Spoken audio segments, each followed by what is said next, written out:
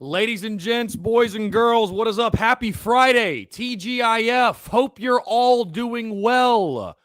Chris Phillips here, the Spurs Up show of the Daily Crow. Appreciate you all tuning in, folks. Thank you all so much for taking your time to tune in here on this Friday, guys. We have a lot to get into here on a Friday. Preseason media picks are out for the SEC. All SEC teams are out as well. Very excited to chat with you all about that and more. Also, Texas, Oklahoma, it's sounding like that is going to be a reality. So, again, we've got a lot to get into and would love to hear your take on everything. Taking your questions, comments, calls, 843-790-3377. The phone lines are open. Also, if you are in the Big Cock Club Discord, head over to TDC Questions, the TDC Questions channel, to be sure your question is answered. Again, guys, we've got a lot to get into on a Friday. Appreciate you all taking the time. Appreciate you all tuning in, guys. Before we get into everything, I do want to tell you about our friends over at Dason and Shalabi Law Firm, because the Daily Crow is presented to you by our friends at Dason and Shalabi Law Firm. Guys, they're young but experienced and aggressive attorneys. They're both former prosecutors who used to represent insurance companies but switching sides. And they both worked at larger law firms where they've represented hundreds of clients at a time. And guys, they both left to start their own law firm because they understand you're not just a line item. You're not just a number. You're a real human being, and you should be treated as such. Guys, they're a small boutique law firm that treats their clients like family. They're going to know who you are and treat you like a client, not a number, guys. They handle injury cases that arise from car accidents and work accidents. Guys, do not try to take on the insurance company yourself. You've been involved in any type of accident. The last thing you should be worried about is paperwork and dealing with the insurance company. Let the experts over at Dason and Shalabi Law Firm handle it for you, guys. They use the latest technology to make representation efficient yet effective. Again, let them take care of everything for you. You don't even pay them unless they recover more money for you, guys. Rami's in Columbia, Curtis in Charleston. They handle cases statewide. They also offer virtual or in-person consultations at no charge. Guys, give them a call today in Columbia, 803-973-0304, or their Somerville location, 843-388-3368. Or, guys, of course, your one-stop shop, their website, dsinjurylaw.com. That is dsinjurylaw.com for more information. Again, guys, Dason and Shalabi Law Firm. Be sure to check them out and tell them that Chris from the Spurs Up show sent you. What's going on? Elizabeth Ballard, Sean O'Brien, Travie. Let's see. Rob, Sit Dog, Brandon Wagner. What's going on? Taking your questions, comments, calls. 843-790-3377. That is 843-790-3377. Again, guys, we got a lot to get into. Of course, being reported earlier this morning, it is sounding like Texas and Oklahoma jumping into the SEC. It's not a matter of if, it is a matter of when. So, how do you feel about that? What are your overall thoughts? I told you guys before, I wasn't a big fan of it. And by the way, guys, I can't believe that I forgot. Give me 1 second. Look at us, slacking on a Friday. Hold me accountable.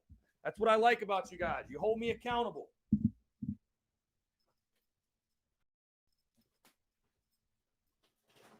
I was wondering. I was like, what is missing right now? Does anybody know what's missing right now? Anybody? Does anybody know?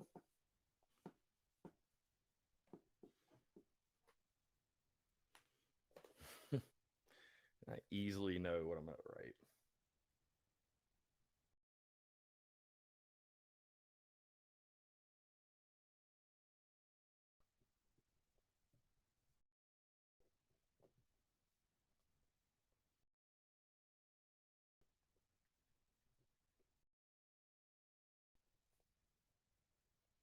The whiteboard, folks. The whiteboard, yes. Somehow in the midst of the madness, I forgot to do the whiteboard. I forgot to put up the whiteboard. Ooh. Okay, so if you've seen, which I'm sure you all have by now, if you have seen the SEC, the media's projected order of finish in the SEC East, West champion, all that good stuff, then you will understand this says it was me. I voted for South Carolina. And if you do not understand that, I suggest you go look at the SEC East order of finish, because the Gamecocks were picked to finish sixth in the SEC East. But more notably, There was one vote for South Carolina as SEC champion. I figured I'd just take credit for it. Obviously, I'm not even there. So, but anyways, there we go. We got the whiteboard fixed. Here we go. 843-790-3377, guys. Again, appreciate you all tuning in. Greg Riley says Texas is a cancer. Brian Welch says, say they do division realignment, not the pod realignment. It's 2020 or 2034 or 2035. All in 1 year, we play Bama, Auburn, Florida, Georgia, Texas A&M, Oklahoma, Va-Tech, and Clemson. This move will ruin the SEC, and we can't just say bring it on or we got to just get better. It's never just worked out like that for us. I mean, listen, there's two sides to it, right? There's people that are like, oh, let's bring it on. We'll just beat them all. And then there's people, that are like, hey, I mean, the path to get there is already hard enough. Why do you want to strengthen the SEC even more? And I don't think people who say that second option should be viewed as, oh, you're shying away from competition. It's like, dude, like I want to win a ring. You know what I mean? I want to win a championship ring. This is not a championship ring. This is my grandfather's college ring. But I want to win a championship ring. I mean, you want to add Texas and Oklahoma and make it even tougher for South Carolina? I don't know, man. I mean, listen, I'll tell you this, because I see it from a couple different perspectives and a couple different angles. From purely the college football perspective, it's pretty damn cool. I will say this. I question how it affects college football as a whole. I think you're going to see, like, the Big 12 is just going to evaporate, seems like, really.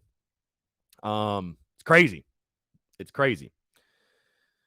It sounds like it's happening, guys. It sounds like it's happening. So, I mean, there's really not much we can do or say. We don't really have control over it at all. So, it sounds like it's happening, and so I just say buckle up. I think it's going to happen. I think it is going to happen. So, I don't know. Just buckle up, folks, because I think it's happening. Anyways, 843-790-3377, guys. Would love to take your questions, comments, calls on that, everything else. Hey, I'd love to talk about the SEC media picks, man. JJ Enagbare named preseason first team. Kevin Harris named to the second team. And Nick Muse named to the third team. Any surprises there? I really don't think so. I don't, and I know everybody's going to freak out and get upset about Kevin Harris and him being second. Guys, I've been telling you for weeks. I mean, it is what it is. I'm not shocked at all. I will re-emphasize this. I think one of the biggest reasons why Kevin Harris is not listed first team is because you talk to people within South Carolina and the program and everything else. I mean, guys, by season's end, Kevin Harris might not even be the best running back on his own team. If Marshawn Lloyd is that guy, I'm telling you, I love Kevin Harris.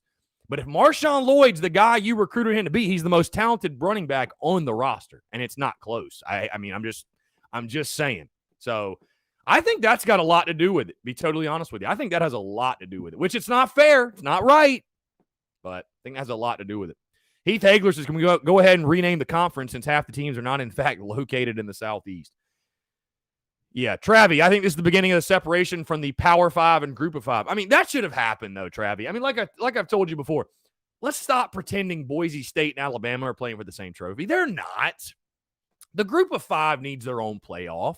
It's silly to act like the Group of 5 and Power 5 are on the same. They're not. Give Coastal and App State and Troy, give them their own playoff, man. Because they're not playing for the national title. They're not playing for that same trophy. They're not. And I remember, again, I grew up going to Beach Mountain. My family had a condo, Beach Mountain. So we'd stop by and we'd go to Boone, North Carolina. And, I kind of developed a soft spot, if you will, App State. Really cool. It's really nice up there. If you've never been, it's incredible. It's an awesome place. And I remember watching, App State win those 3 straight national titles with my grandfather. And when they went to the FCS level, I remember thinking to myself, it's a terrible move. Now, granted, money-wise, great move. But in regards to, like, that tradition and winning titles, I'm like, App State will never do that again. They'll never do that again. Because, again, they're not going to beat Alabama. They're not going to beat Ohio State. Like, they're not playing for the same trophy. There's no way. So, But hey, money talks, I guess. I guess money talks. Money talks.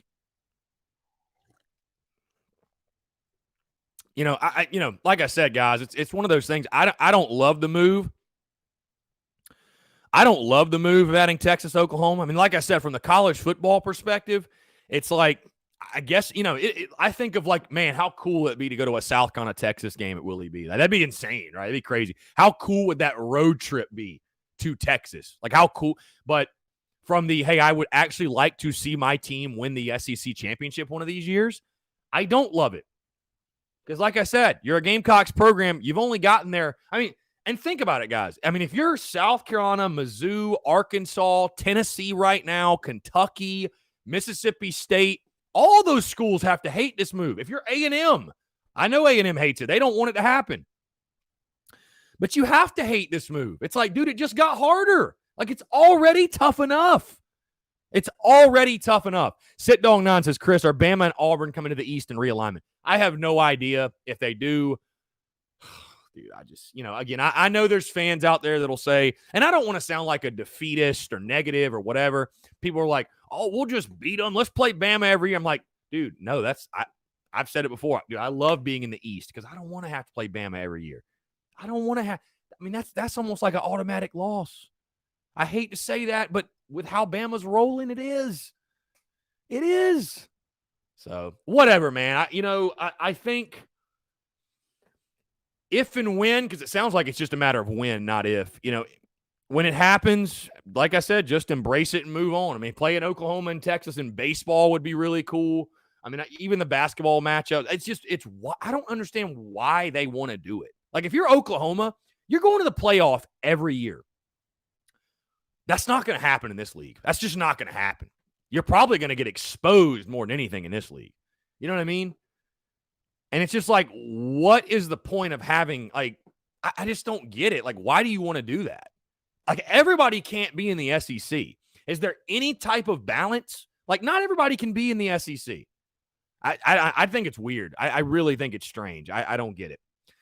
Scott Vaughn says, so you're saying this is a done deal? Well, from all the reports, and I'm not saying that. Everybody else is saying that. 247 Sports put something out. It just seems like it's not a matter of if, it is a matter of when. So, I don't know. It's crazy. I mean, I understand, Sit Dog, I understand money. I get money, but, like, why are we acting like Oklahoma is, like, scraping for money? Like, they're not. Texas certainly isn't with the Longhorn Network. Heath Hagler, how do we shake up the schedules if this is happening? Heath, there are people in positions of power making more money than I to make those decisions, thankfully, because I really don't know. Great Bisbee, what's up? I love how all we're talking about is the Oklahoma-Texas thing. Freaking picks from the media come out today for SEC, and it's just it's a polarizing topic, man. It's taking over college football. I mean, it's a college football topic. It's not just an SEC topic. Truly, it is a college sports topic.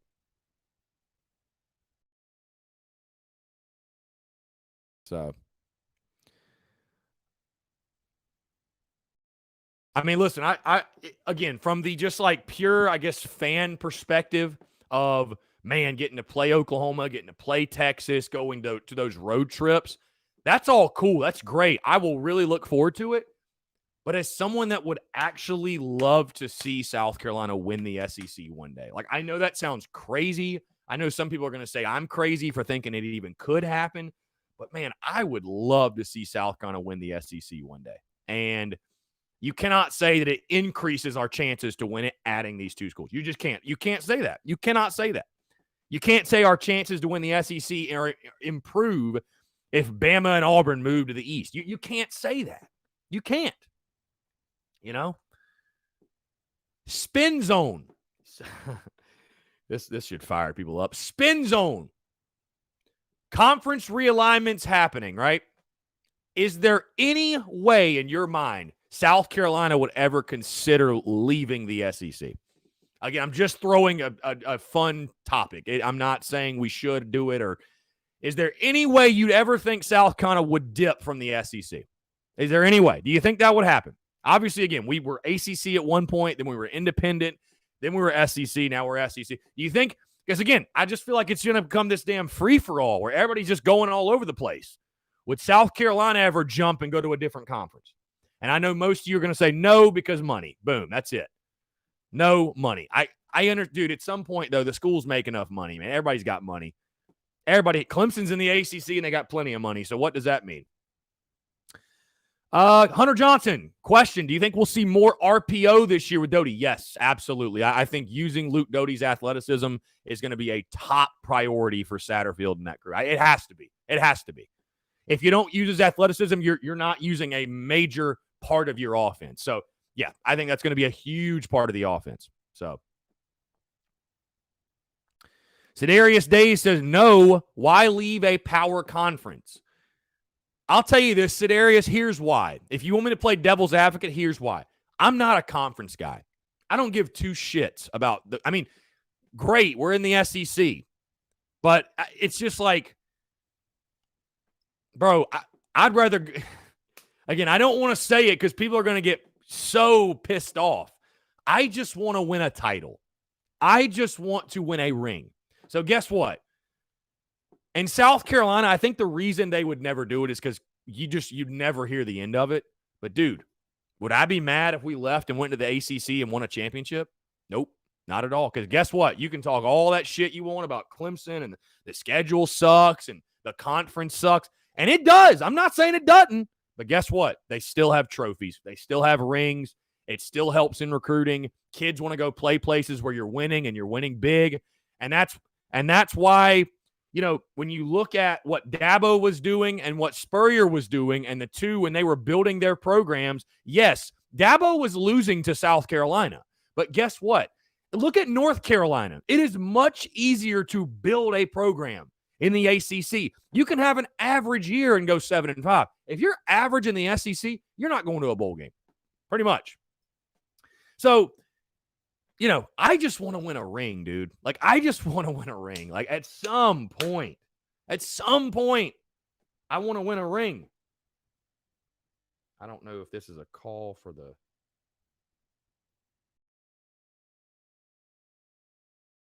Here we go. All right, cool. Jump to the phone lines real quick. Yo, Kevin, what's going on, man? How are you? Hey, this is Kevin. Hey, what's up? Chris, man, I appreciate your show. I enjoy it so much. I just wanted to call and tell you, man, I am so glad to hear at least somebody else say what you just said, because I've been saying that all along too. You know, I love the SEC. I absolutely love it. I was so excited. I'm 55 years old. I grew up seeing Georgia, Tennessee, Florida, those teams. I always wished when we were an independent that we could get in the SEC. So when we finally got in the SEC back in 1991, I was elated. I was so excited. I couldn't stand it. I thought it's the greatest thing in the world. And I'm still proud to be in the SEC. But I'm with you, man. I would jump ship in a heartbeat to go back to the ACC now to have a better chance at winning a championship. Because I agree. That's what I want. I want a championship. I mean, I'd rather be a champion than a mid-level tier or lower tier SEC team. I'm sorry. I would. Yeah. And everybody talks about the money and everything. Like you said, Clemson still has money. ACC still has a network. I mean, you can still make money there. And what has money done for us here now? We still have only won one SEC East championship in 30 years in SEC now. 30 years in SEC. I mean, we are more geographically aligned with ACC teams. I think we would compete better with ACC teams. And I would jump in a heartbeat to go back to ACC. I'm not saying we should, but I'm just saying I would. I mean, I don't think it would ever happen, but I'm just glad to hear another Gamecock fan say, you know, to heck with conferences. I mean, I want to win a championship. Yeah, I that's think. All I want to say, Chris. No, I appreciate it, Kevin. Thanks so much for the call, man. Call in anytime. I appreciate that. Okay.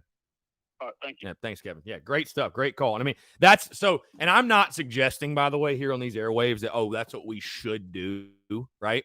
I mean, listen, it's cool being in the SEC and it's the best conference in college football, but dude, there's no pride in, like he just mentioned, there's no pride in, you know, you finish middle of the pack and it's like, well, you know, we're raising the SEC banner and it's the toughest conference. Like, who really gives a shit? I mean, really, who gives a damn? And again, I am not suggesting, hey, we should pick up our ball and head home and go to the Conference USA and, You know what I mean? And just, just so we can win a title. But, that is the uncomfortable conversation I think no one wants to have, right?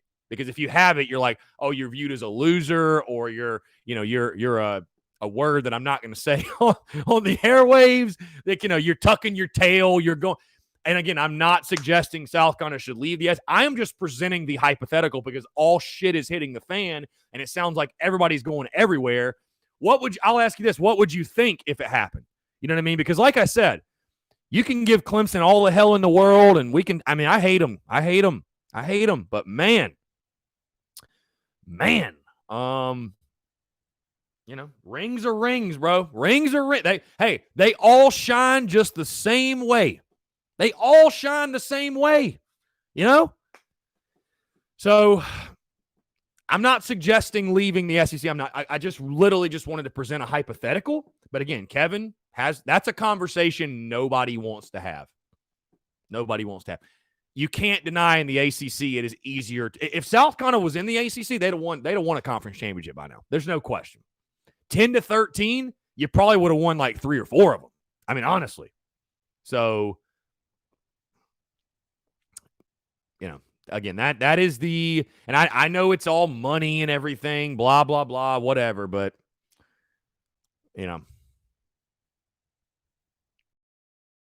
Luke RJ 138. Sorry, guys, I'm getting your questions now. Luke RJ 138 says, have you already talked about your starters for the offense this year? I have not dove into that. So I did drop a graphic this morning of my projected starting 11, which I don't think it was like that big of a surprise. I mean, if you look at depth charts across preseason magazines and other people who have put them out, that's pretty much, mine was pretty much on with everybody else's. Yeah. So my starting 3 receivers, I think that's probably the most intriguing one, are Amarian Brown, Jalen Brooks, and Dak Joyner. So Kevin C. Muschamp Hackers are sick over the Cox getting an SEC vote. Yeah. Oh, yeah. Maybe they knew we were getting a vote last night. That's why they just crashed our freaking stream. Which, by the way, guys, this is a total side note. The playing the season on Heisman, that will return on Monday, guys. We're going to do a lot of doubleheaders next week. We're going to play a lot of games next week. We're probably going to even finish the season next week. But I've got to re-download the revamped mod, get it re-uploaded. It takes a couple hours. It's just a pain in the ass, to be honest. And I will say, I appreciate y'all being cool, man, being flexible, rolling with the punches. And I apologize that we're so kind of all over the place in regards to scheduling the streams and when we're doing things and stuff like that. Obviously, just this time of the year, with it being the preseason, and I'm going back and forth between home and helping my family out and all that stuff. It's kind of madness and craziness. Once we get in season, of course, things will be much, much more, scheduled out. And you guys will know exactly when we're streaming and we're not going to reschedule and do all that. But again, I want to thank you all for just being cool and roll with the punches. Again, it's just an interesting time of year in the preseason. Things are kind of all over the place. So thank you all so much for being cool, rolling with the punches, and, being along for the ride. I'll say that. So appreciate y'all. Let's see. Oh God, I think I'm probably going to start a war about South Carolina ACC or leaving the conference. Hunter Johnson says the only thing I disagree with, Jalen Brooks being out there over Ortre. Well, I'll tell you what, Hunter. I'll say this, and I've said it many times. I am not putting any more stock in Ortre Smith until Ortre Smith shows me he can be healthy. Till Ortre Smith proves to me he can trot out there and be healthy and be a contributor, I've sold all of my Ortre Smith stock. I'm sorry. You can say, well, he did this as a freshman. Guys, that was 4 years ago. Like, are we really banking on what he did 4 years ago that he's going to be a contributor? I hope he is. I really, truly do hope he is, but I've sold my Ortre Smith stock, man. I'm sorry. I'm not investing or banking on Ortre Smith doing anything, to be totally honest. And I'll be honest with you. I will say this, man. Trying to find 3 starting receivers, like it's not easy. It's really not, man. Jalen Brooks is the leading returning receiver on this team. He caught 11 balls for 100 yards and 0 touchdowns. Like, the receiver position is hurting. We can talk about how many options there are, and that's great. But until somebody steps up, the receiver position is hurting. Let's see. Dusty Rhodes says a quote, "It just means more." That doesn't mean as much when you let the whole damn NCAA in the conference. Horrible move for our fan base to have to deal with. Again, from just the pure football side of things, hey, going to Austin, going to Norman, having them come here, those matchups would be really cool. But from the side of things, it's like, man, like I'd actually love to see Carolina win a ring one day, right? I'm 30 years old, bro. I'm going to, God willing, live for a little while. I'd love to see Carolina win a ring before I die. It's a long time, but we've never done it. Imagine the people, dude, imagine, and some of you will probably laugh at this because I'm sure this is going to apply to some of you, but like, imagine Gamecock fans in like the 70s and like the early 80s, and they were saying the same thing I was saying, and they're like, certainly by 2020, we'll have won a championship. And then 40 years goes by, and we haven't. Can you even, God, I mean, good Lord. I'll never forget, guys. Here's a fun story for you. This is just very random. I went to the South Carolina, Georgia game with my grandfather in 2006, right? And we sat, section 9, I think, kind of right where they run out 2001, whatever. It was like, I think it was section 9. Either way, we were sitting next to this really old man. I hope he's still alive. He probably is. I mean, this dude had to be in his late 70s, early 80s, like an older gentleman, right? And he literally told us he had been coming to games. I don't know if it was every game, but he had been to a lot of games. He said he had been coming to games since like the 70s. And he literally told us, I've been coming to games for that long, and I've just never really had anything to crow about. And I was just like, man, it's insane. I mean, my good buddy Kirk Hollingsworth, right? 343 straight Carolina games. He's been to every home game since 82, every home and road since 92.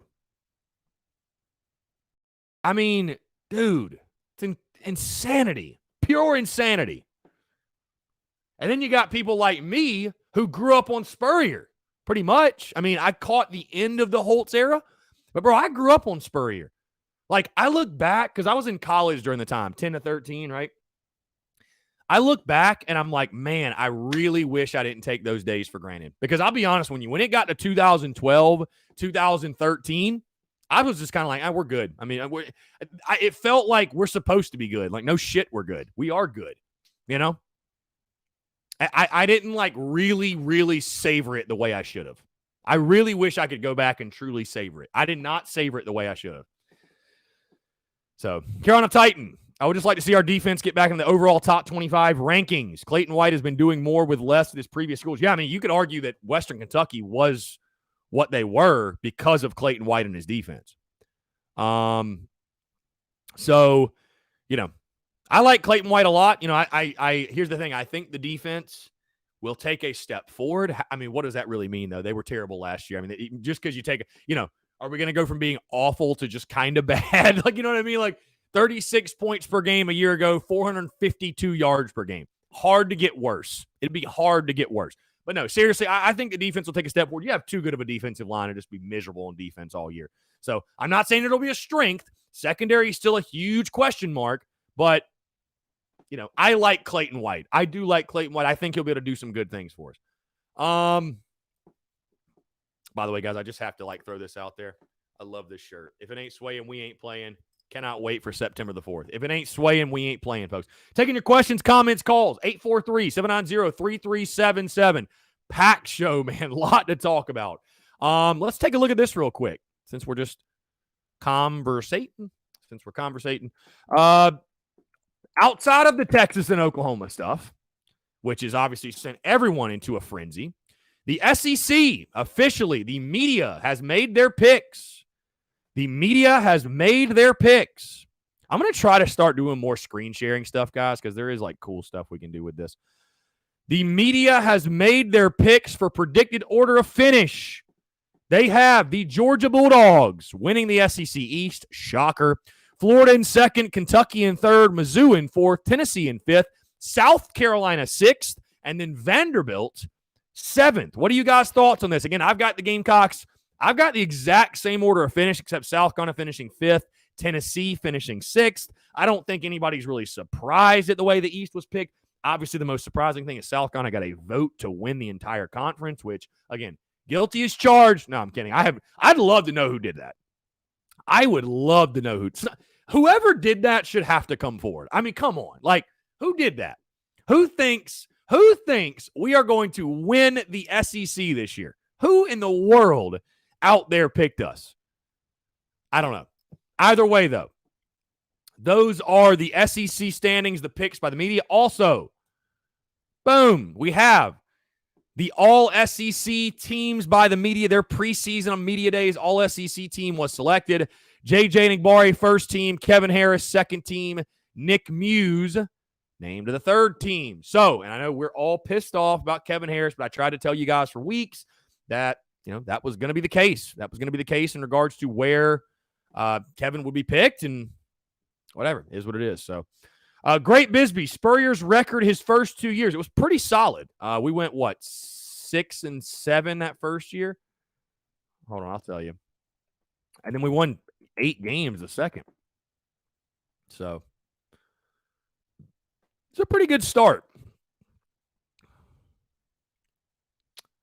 Let's see. My God, Spurrier's Wikipedia page is long. Wikipedia page is very long. Let's see. We went 7-5. We literally went 7-5 that year. Hell of a season. 7-5 in 05. 2006, we went 8-5. 7-5 and 8-5. So 15-10 first year. That's pretty good. It's pretty good. Yeah, Great Bisbee. We didn't win the SEC though. Like, Travis says Kentucky stink is coming off us. Willie B will be in a frenzy all night. Cocky smacks them. I hope you're right, man. I hope you're right. Andrew the textbook. I remember 10-13 and not thinking that it was acceptable for us to lose more than 2 games a year and not knowing that South Carolina stunk perennially. I wish I understood and was more thankful then. Yeah, dude, I'm considered, I guess, a younger generation Gamecock fan. Like I said, I basically grew up on Steve Spurrier, but especially the kids are early 20s. Bro, all they know is Spurrier. They grew up on literally 09 to 13. Like, they're like, bro, we're supposed to win. What do you mean? And I mean, dude, I look at it that way too. I look at it. I don't buy into the chicken curse. I don't buy into the dude. Who cares what we did from 1900 to even 2000? Who cares, bro? I was born in 1990, so literally anything that happened before that, I truly don't give a damn. Like, I really don't. Like, no, we don't have tradition, but tradition must start somewhere. Just because you don't have it before doesn't mean you can't build it. You know what I mean? So I don't buy into the whole, the chicken curse. Well, we will never win because we never have one. Well, everybody had to start somewhere. You know what I mean? Tradition has to start somewhere. That's why I like the whole thing with Carolina basketball. And again, I know it's, none of us are talking basketball right now, really. But when people are saying, Frank Martin coming into year 10, whatever, but we've just never been good at basketball. So it's, well, if we never start demanding being good, and I'm not saying have unrealistic expectations of like, oh, Shane Beamer, you should win 10 games, and you have to be realistic and give people time to build. But at some point, if you don't raise the expectation level, you'll never get there. You just won't. That's why I've said, hey, Frank Martin should be NCAA tournament or bust in year 10. Year 10, not year 4, not year 2, year 10 should be NCAA tournament or bust. It should. And it's, hey, by year 5, I mean, I'm giving Shane Beamer time. We're all doing it. But at the same time, we're fans. We know how this thing works. Like, it is a results-oriented business. And guess what? By year 5, you better be winning 8 or 9 games at least. You got to, man. You got to. By year 5, you better start competing for the East. I mean, damn it. You better be competing, damn it. I'll tell you that right now. So, I don't see any reason why Carolina can't win the SEC at some point. Now, again, you add Texas and Oklahoma, that's just going to make it even tougher. And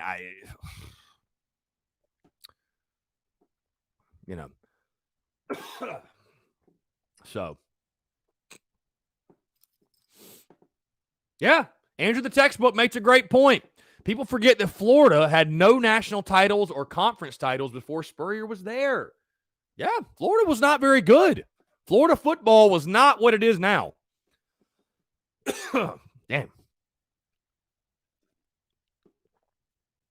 Florida football was not what it is now when he got there. Completely changed it. Christian Carver, it's mind-blowing that when we had 3 11-win seasons, we still couldn't make a New Year's Six bowl because we somehow still got in our own way with a weird loss along the way. Yeah, just for whatever reason, man, the SEC West games killed us. Guys, I don't know how the conference will be lined up with Oklahoma, Texas. I truly, genuinely have no idea. Hey, we'd love to take your questions, comments, calls, though. 843-790-3377. Your thoughts on the media picks for the SEC, whether it be the all-conference team, the overall picks. Also, Texas, Oklahoma, of course, that is the topic today that is taking everyone by storm. So would love to hear, or we can talk about whatever else. We can talk Gamecocks offense if you like. Questions, comments, calls. Again, I've released my starting 11. You want to debate that? We certainly can do so. USC Sports, what makes Missouri so great? Are you saying that because of where they were picked to finish? Or are you saying that because of something else? Because I tell you this, USC Sports, I mean, I don't think Mizzou is a great football team by any means, but I'll tell you this. They have a quarterback. They've got Bazelak. They've got 8 returning starters. They have less question marks than South Carolina. So I think that's the reason they're being picked fourth. Let's jump to the phone lines real quick. Yo, Zachary, what's going on, man? How are you? I'm good, man. How about glad you're doing well. I feel like my thing with this whole Texas Oklahoma thing is like it feels like one, it's like a giant travel hassle now, and like two, it just feels like I personally don't think the powerhouses of like conferences should move. That's just my personal opinion. I don't think that part matters. That's just how I feel. But I just don't think that personal, like, I don't think that like powerhouses of their own thing, of their own conferences should move. And I think that it would also mess up like all the, like, because we're pretty much even now. Now, I saw like this weird thing on like, I think like Instagram, like there's like 4 like different quadrants.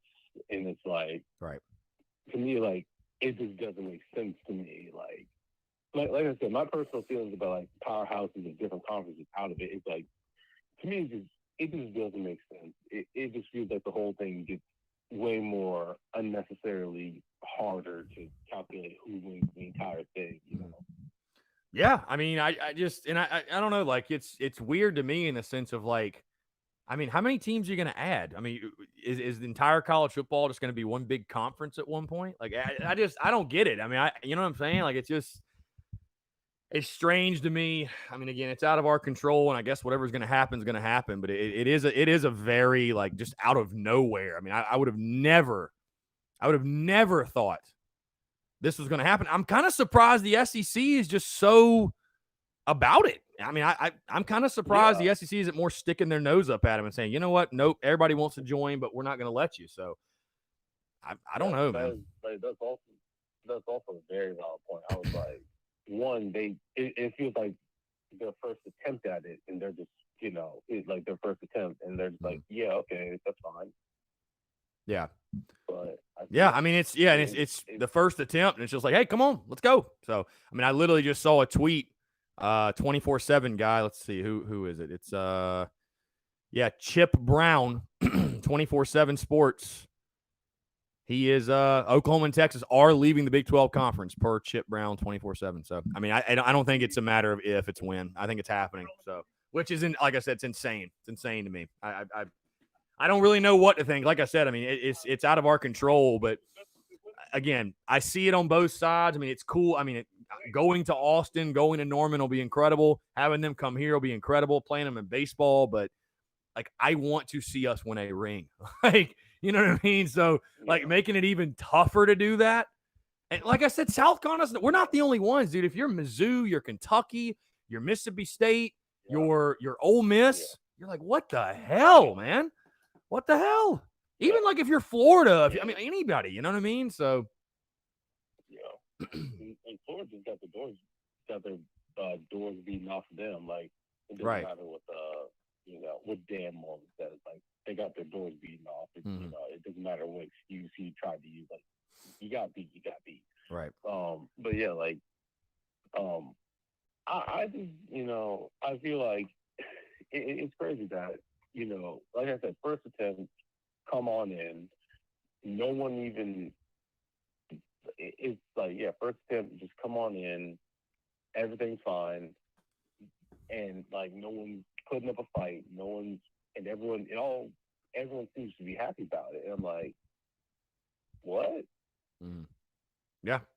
I mean, I don't know, man. I mean, there are a lot of people out there with SEC pride and, we're in the big bad SEC. And I'm like, dude, I don't give a rat's ass about being in this whatever. I mean, it's cool. It's great. It helps in recruit. It helps in recruiting. It helps financially, but like, Yeah.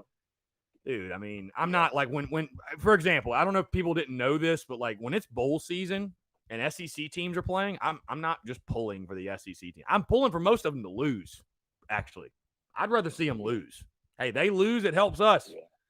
We're recruiting against every one of them, so I hope they lose. I want to see all of them lose.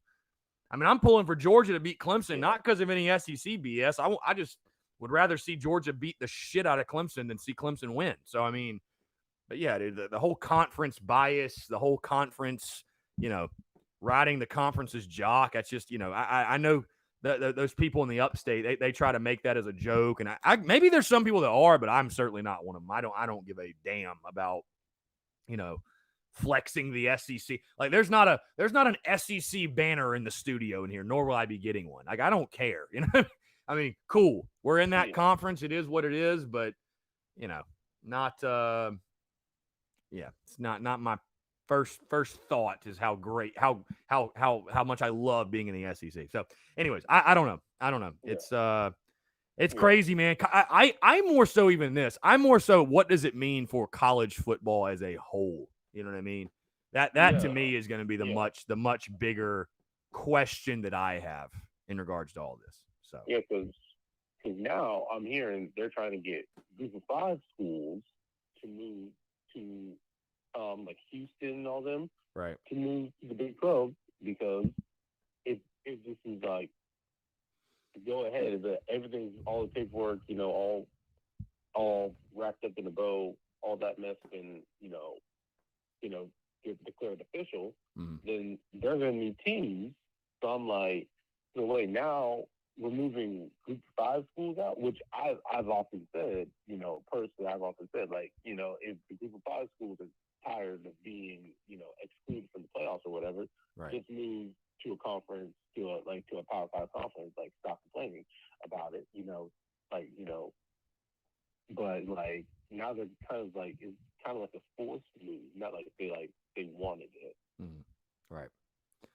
Yeah, I think we're just all along for the ride, man. Like at this point, it's the wild, wild west, and just buckle up, I guess, man. I don't know. I mean, hey, we were already playing Texas in baseball next year, so whatever. To hell with it. I guess we're getting an early start on it. So. Yeah, and now and both those schools are in the West too, so it's like 2 more. It's just I don't know, man. Yeah, there's again, there are people that are smarter than I that are being paid a lot of money to make these decisions. So, like I said, we're just I'm right there with you and with everybody else, just kind of hanging on for dear life and just seeing what happens. So. Yeah. Well, then, thanks for taking the call. Yeah, I appreciate the call, man. Anytime. Thank you so much. Again, guys, 843-790-3377. That's 843-790-3377. Hunter Johnson says, Cuck Flimson. Indeed. Tyrell Campbell Sr., do you think Vandy leaves the conference in the midst of this? I have no idea, man. I have no clue. Again, I presented the question earlier. Do you think South Carolina would ever consider it? Hunter Johnson also says, I think we go 8-4 this year. If the offensive line isn't shoddy and Doty isn't running for his life all year long. Do we want to talk predictions? I mean, I'm locked in at 6-6. Here's the thing, Hunter. I think the O-line's going to be good. I mean, 4 of 5 starters returning, over 80 career starts. I understand pass pro was not good last year. I totally get that. And I've actually got a clip coming out probably right after this talking about the offensive line. But I think the offensive line was unfairly blamed for shoddy pass pro last year. Because when you have a guy like Colin Hill, and I have no issues. I have no beef with Colin Hill. When you got a quarterback like that, though, that can't get out the pocket. He's not mobile. Mobile he's the opposite of mobile, right? And you get in 3rd and 7s, 3rd and 8s, those defenses know they can just pin their ears back. So your offensive line is just put in a really tough spot. I think that's why I said I think Luke Doty's athleticism, I think it is going to be the greatest game changer for this offense. Here's what I'd say, and I said this last night actually during our our NCAA Dynasty stream, if you will. I picked 6-6. I'll tell you why. Because people talk about best case scenario, worst case scenario, right? And I say the best case scenario for South Carolina this season is 8-4. Okay. Now, when we say best case, right? Literally, that means best case. Everything works out exactly how we hope it does. Literally everything. When we say worst case, we mean like it is a just nightmare season. Everything goes against you. Both, in my opinion, are unlikely. I think worst case for this team would be like 3-9. You lose to East Carolina week 2. Luke Doty's not as good as we hope. The receivers don't come around. The offensive line is shoddy. Your defense is still terrible, whatever. I think those are both extremes, okay? Those are both extremes that I don't see happening. I see this football team being this way. Again, guys, do you really think every question we have is going to be answered positively? That's just not how it works. I think this team will flash at times. This team will do some really nice things at times. And this team will show, hey, there's talent on this roster. No question, there is talent. We know that. But I also think at times there are going to be moments where we're like, wow, yeah, that is a deficiency. That is a glaring issue. That is a problem. Right? Jeremy Gauntz also says, I think we can pull out 8-4.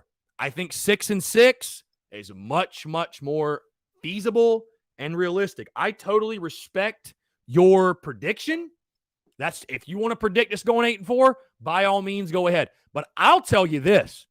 If you had to ask me, I've got 6-6. Chris, what's more likely in your opinion? 7-5 or 5-7? I'd go 5-7. I'll be totally honest with you. I think it's more likely that we have a few more issues than we are giving credit for. I know Shane Beamer's got us going nuts and the hype train, the momentum, the positive momentum, the positive energy. I totally get it. I understand it. But don't let that positive energy and positive momentum distract you or make you forget that there are issues on this team. Shane Beamer himself said it. There are issues on our roster, guys. Leading returning receiver had 11 catches last year. That's just a fact. Defensive backs were miserable last year, and you lose your top 2. You lose your top 4. That's a fact. You have a quarterback that's only started 3 games ever. That's a fact. You have a head coach who's never been a head coach. That's a fact. You got 2 coordinators who have never called a play at the Power 5 level. That's a fact. Again, I'm not trying to rain on anybody's parade or, I'm just pointing out facts about this team. Now, with that being said, there's talent on this football team. There's no question. But again, 8-4, you're banking on everything going right. And that's not realistic. It's not realistic. It's not feasible, in my opinion. Let's jump back to the phone lines real quick. Hey, Phil, what's going on, man? How are you? Pretty good. How you doing, my brother? I'm doing well. I appreciate you calling in, man. What's going on? I just wanted to give you the daily weather report for New Hampshire. It is 79 degrees and partly cloudy. Love that. It's hot. It is hot as shit here, if you want to know. So I believe it. It always is. Very hot. Have you been talking about Texas and Oklahoma? Oh yeah. Oh, that is the lead topic, lead storyline. And I'll tell you, so I'm assuming you just tuned in, correct, Phil? Yeah. Okay. Well, yes, that has been the lead storyline, no question. That has been, obviously with it, I don't think at this point it's a matter of if, it's a matter of when. Somebody from 24/7 Sports actually reported on Twitter. Chip Brown. Oklahoma and Texas are leaving the Big 12 conference per Chip Brown. So that was 18 minutes ago. So it's happening. We've been talking about it, and I'll let you get to what you're going to say. I actually presented the just to play devil's advocate. Would South Carolina ever consider leaving the SEC? Since it's just madness right now, and people are, and of course that's not a question anybody, or that's not a topic I think anybody like wants to talk about. But hey, that's Right. what we do on this show. But either way, yes, we have been talking about it. I'll let you get into your point. Yeah, man. Ultimately, if fans are upset about this and don't want it to happen, your opinion doesn't matter. Unless you've got several $1 million to convince these guys. Otherwise, it's going to take a lot more than that, probably. That's a great point. It's all about money. It's about TV markets. It's about the brands of Oklahoma and Texas, which historically have been really, really awesome. Texas has kind of fallen on hard times. I mean, they're at pretty much the level of Tennessee right now, which is a dumpster fire. Mm-hmm. But the branding and the historical significance of Texas football and baseball is really high up there. Even basketball. I mean, they've had some good years with basketball too. But I mean, it's again, if you don't like the idea of it for whatever reason, your opinion doesn't matter. Unfortunately, it's all about money, and that's again why I tell people that we're kind of inching towards college football being unlikable. It might take a lot of miles for people to get there to that point. But again, we're just inching closer and closer to that point where it's just simply about money. And I wonder at one point, are these guys not even going to be students anymore? They're just, academy people within the university that don't have to go to school. Yeah. It sounds ridiculous, right? It sounds crazy. No, it doesn't actually. Yeah. It sounds, I mean, we're moving closer towards that. And I'm excited to watch college football. I'm excited to see the Gamecocks play some football. But I'm not like ready to run somebody over to get to the stadium or something like that. Like, I'm just kind of meh about it right now. And this is part of that. Right. It's everything individually that's happened that you could say makes college football a little less likable is fine on its own. Right. But when you start adding these things together, it starts looking a little messy, in my opinion. But, I'll watch, I'm sure all of us will. It's not going to turn everybody off to the idea of watching college football. But we might get there at some point. Yeah. But right now, they don't care about us because we're watching regardless. Right. And by us watching, they get more money from the TV deals, which fuels all of this. Fans are still going to pack out the stadiums. In terms of South Carolina's competitiveness, you have to think it hurts us, and it puts more pressure on Beamer. Ultimately, he's coming to a situation where he's going to have to rebuild this program, and the way that you do that is you win games so you can get better recruits. So if we all of a sudden have to play Alabama or some other team every single year, how do you think that's going to work out for us? Not very well, probably. Yeah. No, so, you make it all stinks to high heaven. Yeah, you make a lot of great points. I mean, it's I'm just trying to think too, man, because what's happening is amateurism is going away. It's no question. The NIL was the first piece, and you start doing this, and it's just all becoming about money. I mean, I'm just thinking back and trying to like pinpoint like when that happened, because again, I wasn't a D1 athlete, I was a D2, but I mean, I was taken care of enough, and I mean, I was just happy to be playing college sports. It was great. I had a great time. Right. It's like there's two sides of it, because one side I'm like, hey, I'm glad the guys are making money off their likeness, and like somebody like me, for example, couldn't just go profit off of Luke Doty's name or Kevin Harris's name, and guys aren't going to get in silly trouble for signing a football. But at the same time, it's like, what's wrong with amateurism? Like what you know what I mean? Like, if you're good enough, you'll get paid in the NFL.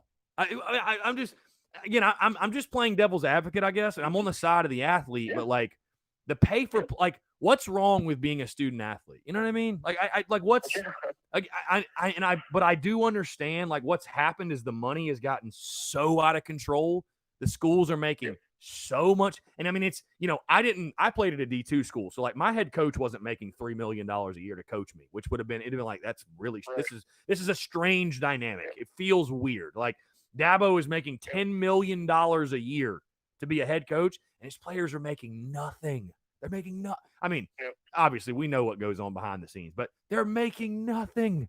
That's a strange thing, but like, what I'm just like trying to think in my head, like, I mean, if I went to South Carolina to play football, I think I'd just be happy to be there. Like, honestly.